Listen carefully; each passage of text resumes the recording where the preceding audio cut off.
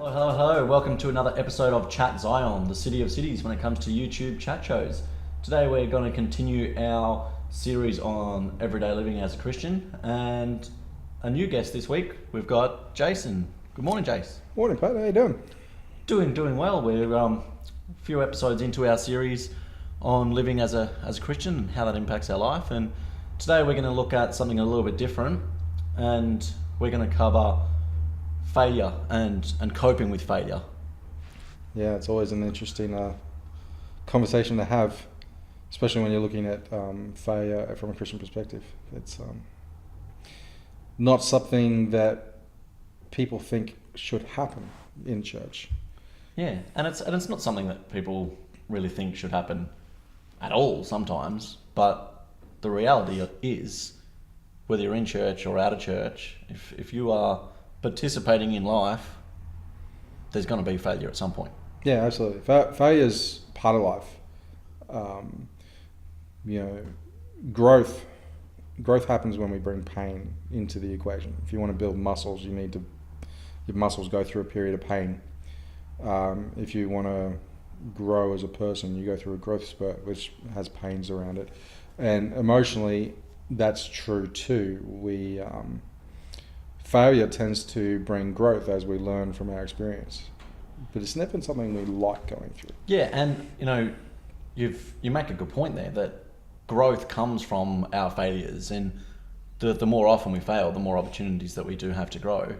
And when you say it like that, it seems like it's a good thing, yet it's got this very negative sense about it, where people see failure as something that's horrible and something that's really bad. Yeah, I think it really comes down to the perspective. We've all heard the story of Thomas Edison.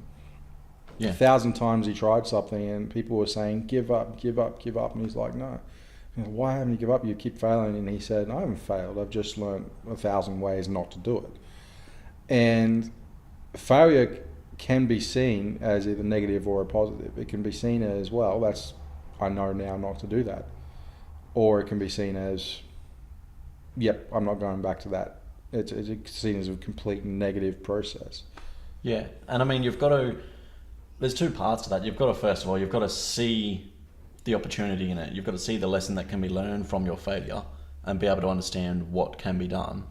And that's the first part of it. But the second part to it is you've got to actually take action on it. You've got to do something about it.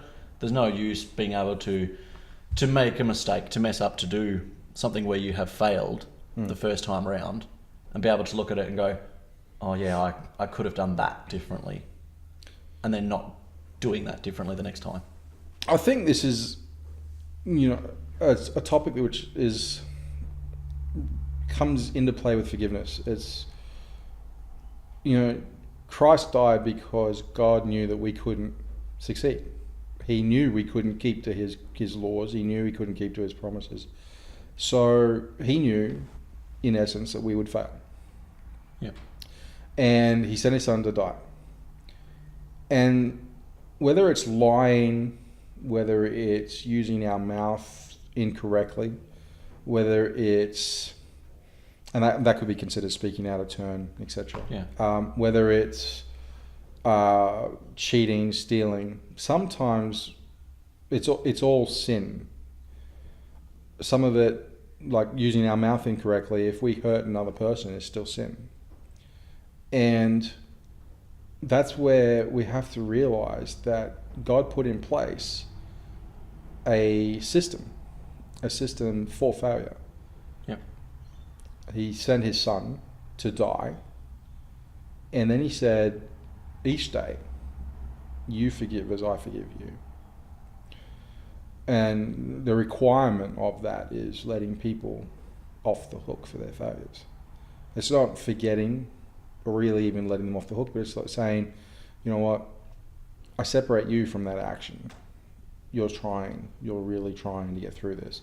And I think that's where it comes down to, if you're someone that continually makes mistakes and never learns from it, or maybe goes through the same mistake over and over and over again, but it actually impacts you every time, then there's a growth in you when it impacts you. Yeah, and you've got to be able to do that. You know, if you're making that same mistake over and over again and doing something where you're not changing the way that you do that, and you make the same mistake and you don't change it next time at all, you do the exact same thing, you make the exact same mistake, and you feel that same consequence. There's a point where you get to where you've got to realize, are you actually trying to avoid that, or are you accepting that that's just who you are, which is accepting, you know, lies. That's not who we are. That's not who we were designed to be. Yeah. Well, you're absolutely right. For me, this is very personal because I've had one area of my life where I've been failing for 13 years, over 13 years. And every time it comes up, I'm constantly like, I don't want to do this. I don't want to be in this situation. But I haven't put practical steps in place to make sure it doesn't. It's not, and again, another failure in my life would be my weight. You want to lose weight, but unless you put the practical application behind your desire, you might as well say you don't want to do it.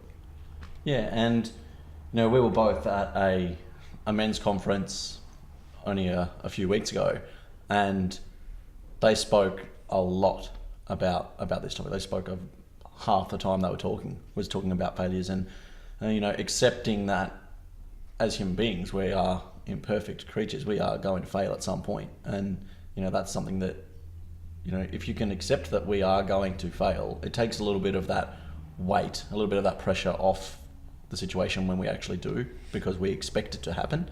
You know, if we accept that it's going to happen, then we're not surprised by it, and it doesn't have as much of an impact on us. And then it's being able to, you know, put in place systems to counteract that, put in place systems where we can be held accountable for our actions if we're making the same mistake over and over again. Or, you know, if we want to see change in something, having someone to keep us on track and sort of give us a bit of a nudge and saying, hey, you know, you said you wanted to do that.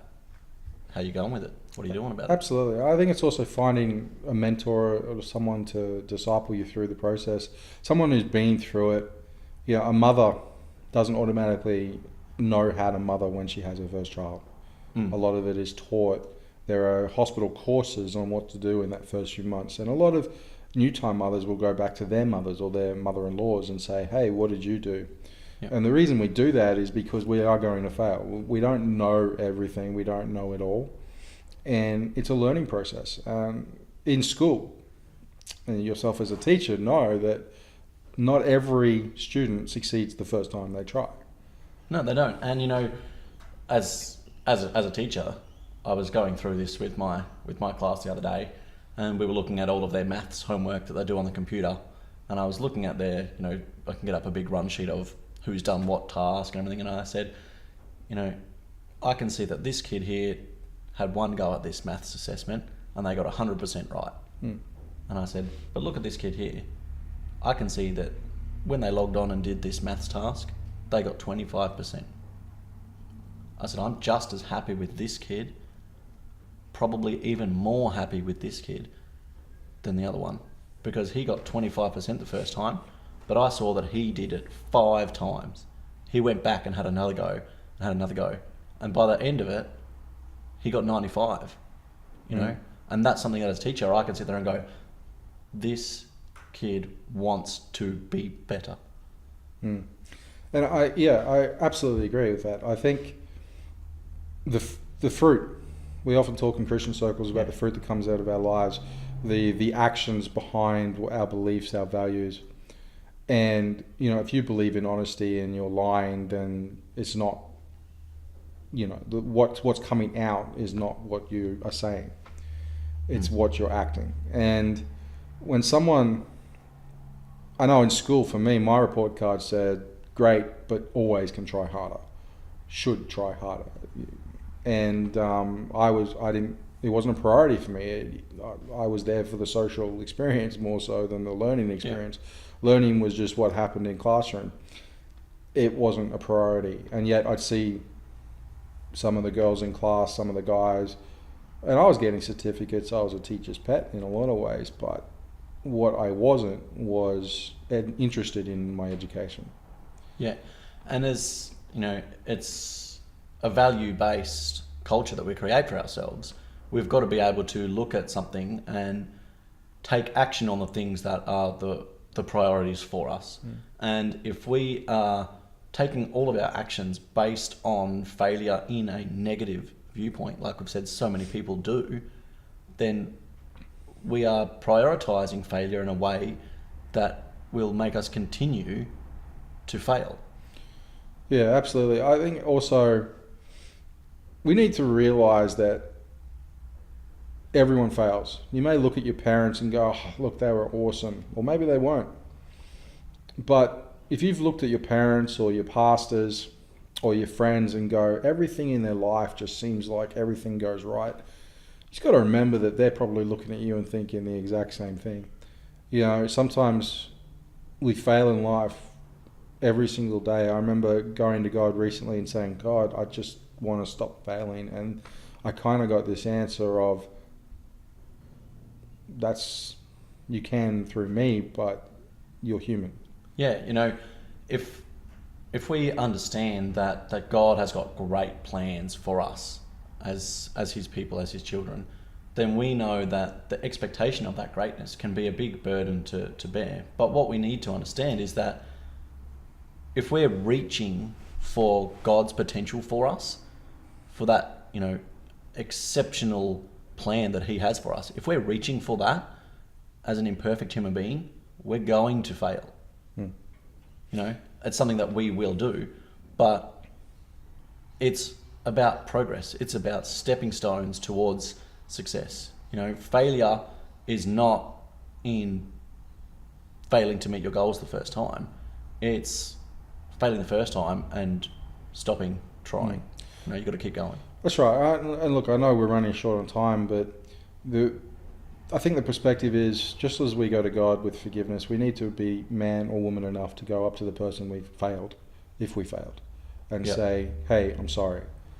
Today we live in a real fear-based society where we don't like confrontation, we don't want to upset people, we don't want to offend people, but you know, the Bible's very clear. If we've made a mistake with someone, go to that person and work it out. And then if you can't, go to an elder. And I think that's... we don't do that in today's society. We'll go to daddy or mummy. You know, if your pastor's your dad, and every person in church is your brother or sister, often we run to the pastor. We run to dad and say, hey, he did this and he did that. We wouldn't teach our kids that. We don't. We don't. We teach it to have that conflict resolution, child to child. In school, you bring the kids together. We teach conflict resolution. I think this is part of failure as well, that we need to be able to come to a resolution in this. We need to remember. Yeah. It's embracing failure and accepting responsibility for it. You know, you see, like you said, for me as a teacher in school, someone will come up to you, you know, and I work with 7, 8-year-olds. They come straight up and they go, oh, Mr. S, I can't do this. I said, did you try it? Yeah. I said, did you try it again? No. You know, we've got to be able to sit there and go, all right, that's something that we're going to work on. And as a teacher, you know, part of my job is not just being able to tell all the kids the right answer. I've got to give them ways to have that attitude where if they don't get it right the first time, they try again. And they'll try again by themselves so that they can become independent people. And then they can become more proactive people to be able to help other people. If they can get their own stuff right, then they can work with others. You know, and it's about that positive environment of failure, that nurturing and embracing failure as a good thing. I think it was something that came out on YouTube not too long ago, even this year, and it was Will Smith, and he was talking about failure as well, and he said, fail early, fail often, and fail forwards. And I think that was a really great way to look at it, and I showed that video to my 7-year-olds in my classroom and made them sit there and watch it. Well, I think was it Winston Churchill we heard about at conference, you know, if you never succeed, you know, you'll never succeed if you don't fail. Yep. Because you need to step out. And yeah. All right. So yeah, about picking yourself up and having a go again. Yeah. I think that's the big thing about it. That's all we've got time for today, Jace, but we'll be back again with another episode on our everyday life as a Christian. Until then, comment on our YouTube video below. Email us at chatzionmail@gmail.com. Make sure you're subscribing, make sure you're sharing, and until next time, see you later.